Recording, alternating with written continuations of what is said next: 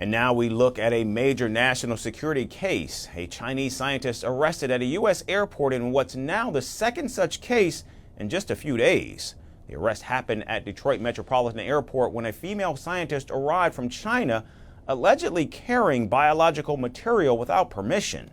The Federal Bureau of Investigation says she was trying to join a research project at the University of Michigan and had earlier mailed biological samples to lab staff there, packed inside envelopes and hidden in a book.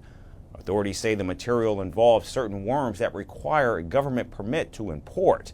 And the FBI hasn't said if the material was dangerous, but called the incident a potential threat to U.S. security. The guidelines for importing biological materials into the U.S. for research purposes are stringent, but clear, and actions like this undermine the legitimate work of other visiting scholars. The scientist, a student at a university in Wuhan, planned to stay in the U.S. for a year, but instead got arrested on Sunday during questioning at the airport. Now, this comes just days after two other Chinese scientists were charged with smuggling a toxic fungus into the U.S., also via Detroit.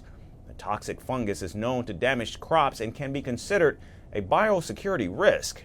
In fact, it's classified as a potential agroterrorism weapon that can harm certain plants and result in billions of dollars of economic loss worldwide, according to an FBI affidavit in support of the complaint. Now, one of those scientists was sent back to China last year. The other, a researcher at the University of Michigan, remains in custody. And the duo, both in their 30s, faces multiple charges, including conspiracy, smuggling, visa fraud, and making false statements. However, the complaint didn't mention if the scientists had motives to spread the fungus beyond the laboratory.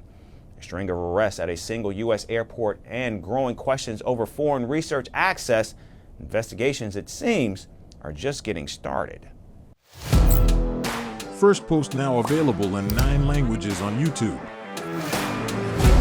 English, $36 trillion. French, Le FMI, comme German, Geschäftsführenden Direktor, Hindi, $30 trillion kakarjo. Indonesian, Pemerintah tanpa pemeriksaan. Italian, Sekali radikali. Japanese, 4 兆ドル以上の Portuguese, por causa do próprio balanço patrimonial. Spanish. Beautiful bill.